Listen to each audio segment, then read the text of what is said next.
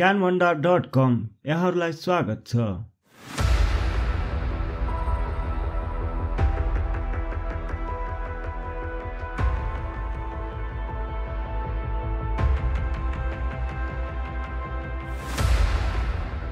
नेपालको भाषा, साहित्य, कला, संस्कृति एवं पुरस्कारहरू।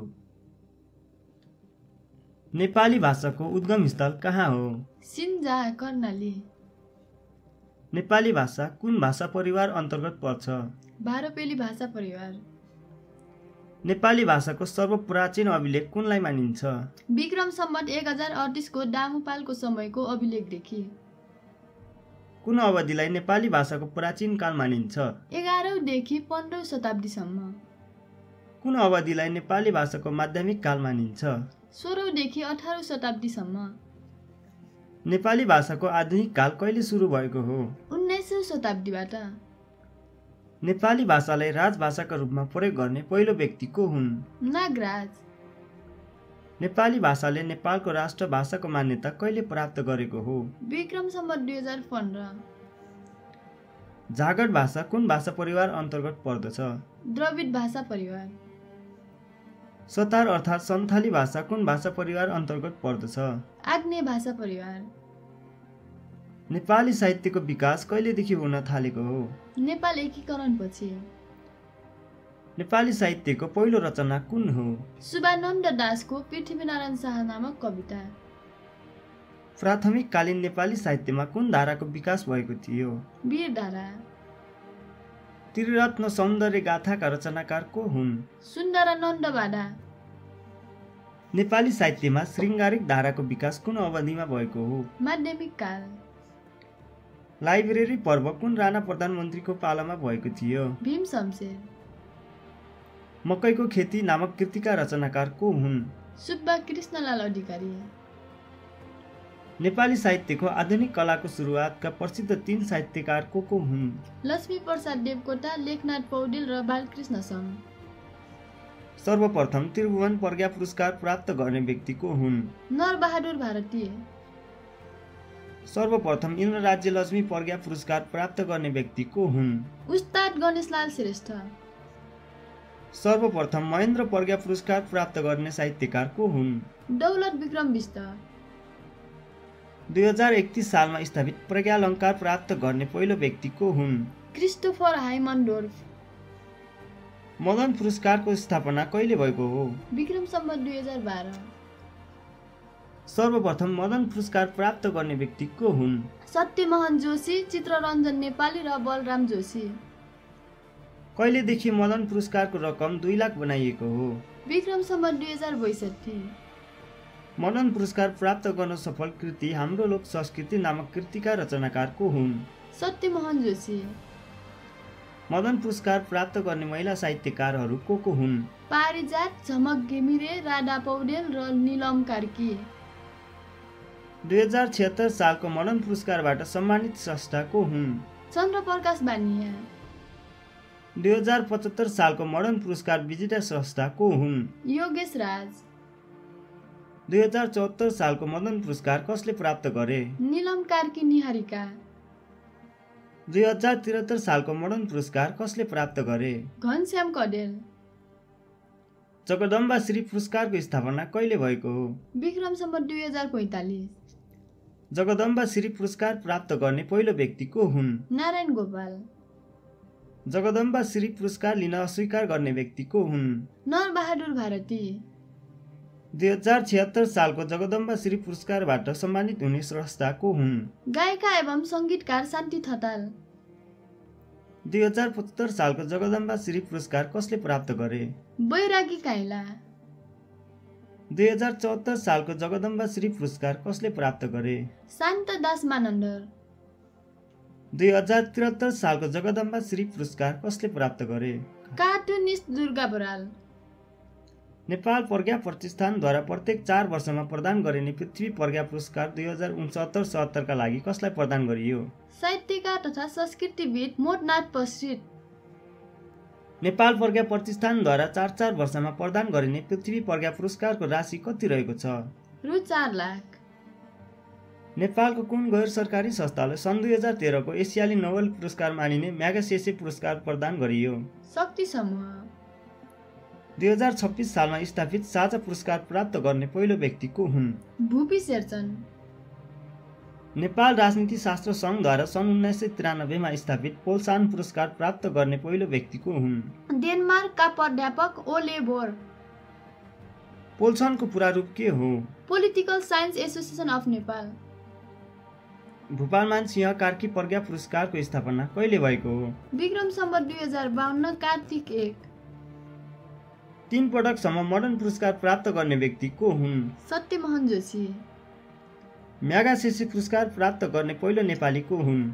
महेश चन्द्र रेग्मी। त्रिभुवन प्रज्ञा पुरस्कार, मदन पुरस्कार र साझा पुरस्कारले विभूषित हुने एउटै व्यक्ति को हुन्? भवानी भिक्षु। नेहरू पुरस्कार प्राप्त गर्ने पहिलो नेपाली को हुन्? तुलसी मेहर। निजी क्षेत्रमा स्थापित साहित्यकार तर्फको सबभन्दा ठूलो पुरस्कार कुन हो? भूपालमान सिंह कार्की पुरस्कार। हाल नेपालको सबैभन्दा ठूलो मान पदवी कुन हो? नेपाल रत्न। सरकारले 2073 सालको गणतन्त्र दिवसका अवसरमा नेपाल रत्न मान पदवीबाट कसलाई सम्मानित गर्ने घोषणा गर्यो? मदन भण्डारी। विगतमा नेपालको सबैभन्दा ठूलो मान पदवी कुन थियो? महेन्द्रमाला। नेपाल प्रज्ञा प्रतिष्ठानको स्थापना कहिले भएको हो? विक्रम सम्वत 2014 असार 1। नेपाल प्रविधि प्रज्ञा प्रतिष्ठानको स्थापना कहिले भएको हो? विक्रम सम्वत 2039 मङ्सिर 20 गते। आयामेली कवि भनेर कसलाई चिनिन्छ? तिर विक्रम नेमाङ। आधुनिक कवि कसलाई भनिन्छ? गोपाल प्रसाद रिमाल। नेवारी भाषाका महाकवि को हुन्? सिद्धिदास आमात्य। आँसु कवि भनी कसलाई चिनिन्छ? शम्भु प्रसाद ढुङ्गेल। लोककविको उपाधि कसलाई प्रदान गरिएको थियो? अली मिया। युग कवि भनी कसलाई चिनिन्छ? सिद्धिचरण श्रेष्ठ। पारिजातको वास्तविक नाम के हो? विष्णु कुमारी वाइबा। भुटको भिनाजु उपनामले चिनिने साहित्यकार को हुन्? वासुदेव लुइटेल। जनकवि केसरी भनेर कसलाई चिनिन्छ? धर्मराज थापा। तारानाथ शर्माको साहित्यिक उपनाम के हो? ताना शर्मा। लक्ष्मीप्रसाद देवकोटाको नारायणको नाम के हो? तीर्थ माधव देवकोटा।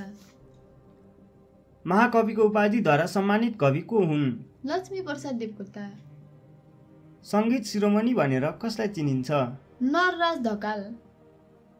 स्वर किन्नरी भनेर चिनिने गायिका को हुन्? तारा देवी।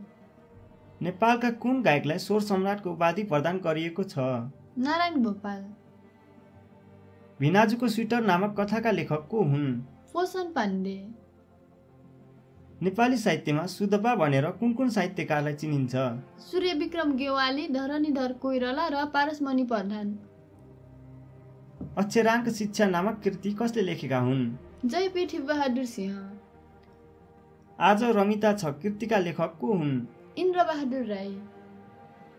पासाङ लामु नामक महाकाव्यका रचनाकार को हुन्? ओमवीर बस्नेत।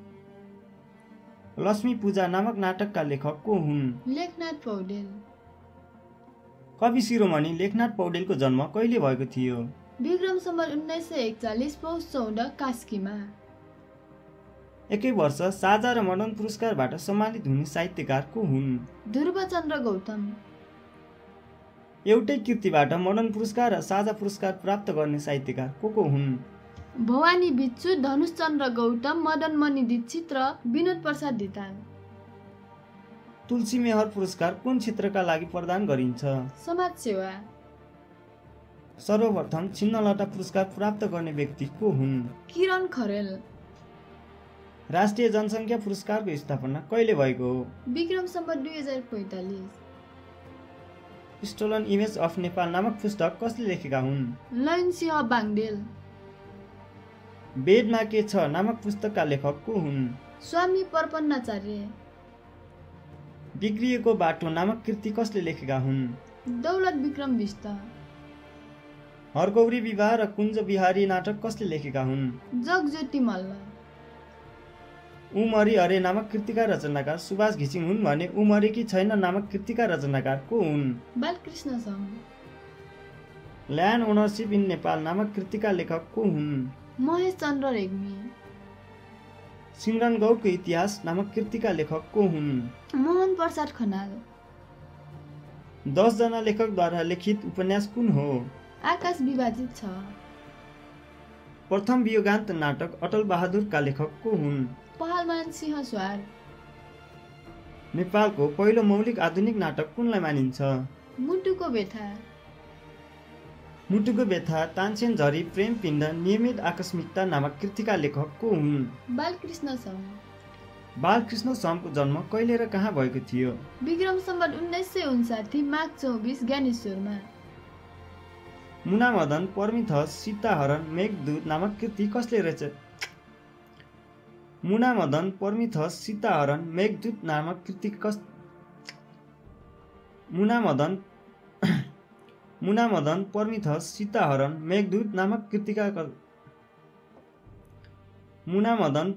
सीताहरण, मेघदूत नामक कृतिका रचनाकार को हुन्? लक्ष्मी प्रसाद देवकोटा। लक्ष्मी प्रसाद देवकोटाको जन्म कहिले र कहाँ भएको थियो? लक्ष्मी प्रसाद देवकोटाको जन्म कहिले भएको थियो? विक्रम सम्वत 1966 कार्तिक 27। राष्ट्र कविको उपाधिद्वारा सम्मानित हुने कवि को हुन्? माधव प्रसाद घिमिरे। माधव प्रसाद घिमिरेको जन्म कहाँ भएको हो? लमजुङ। पारिजातद्वारा लिखित शिरीषको फूल नामक उपन्यासले मदन पुरस्कार कहिले प्राप्त गर्यो? विक्रम सम्वत 2022। नेपाली भाषालाई भारतको संविधानको कति अनुसूचीमा राखिएको छ? 8औं। नेपाली भाषाको जननी भाषा कुन हो? संस्कृत। गोर्खा भाषा प्रकाशिनी समितिको स्थापना कहिले भएको थियो? विक्रम सम्वत 1969। नेपाली भाषा कुन लिपिमा लेखिन्छ? देवनागरी लिपि। मैथिली साहित्यका महाकवि को हुन्? विद्यापति। पाषाणिकमा कलालाई जादु भनिन्थ्यो भने कलाकारलाई के भनिन्थ्यो? जादुगर। मध्यचन्द्रिका 1976 व्याकरणका लेखक को हुन्? सोमनाथ सिग्देल। भाषा अनुवाद परिषदको स्थापना कहिले भएको हो? विक्रम सम्वत 1994। नेपाल प्रज्ञा प्रतिष्ठानबाट नेपाली वृहत शब्दकोशको प्रकाशन कहिले भएको थियो? विक्रम सम्वत 2040। हालसम्मको नेपाली भाषाको सबभन्दा ठूलो शब्दकोश कुन हो? नेपाली शब्दसागर। नेपाली शब्दसागरका लेखक को हुन्? वसन्त कुमार शर्मा। राममणि आदिले कुन पत्रिका मार्फत हलन्त बहिष्कार आन्दोलन चलाएका थिए? माधवी। मदन पुरस्कार गुठीको स्थापना कहिले भएको हो? विक्रम सम्वत 2012। नेपाली भाषाको इतिहासलाई भाषाशास्त्रीय रूपमा प्रस्तुत गर्ने पहिलो विद्वान को हुन्? सूर्य विक्रम गेवाली। नेपाल प्रज्ञा प्रतिष्ठानद्वारा विक्रम सम्वत 2019 मा प्रकाशित नेपाली शब्दकोशका लेखक को हुन्? बालचन्द्र शर्मा। संसारमा सबभन्दा बढी विस्तार भएको भाषा कुन हो?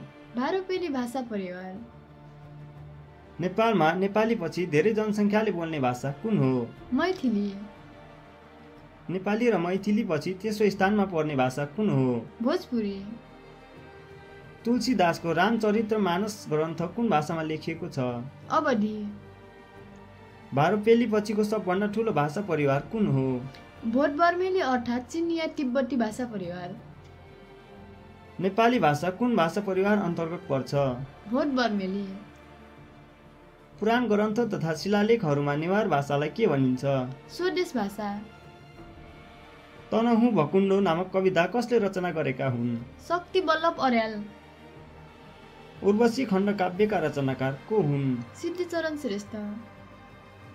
आमाको सपना कविता संग्रहको लेखक को हुन्? गोपाल प्रसाद रिमाल। नेपालमा गद्य कविताको सुरुवात गर्ने कवि को हुन्? गोपाल प्रसाद रिमाल।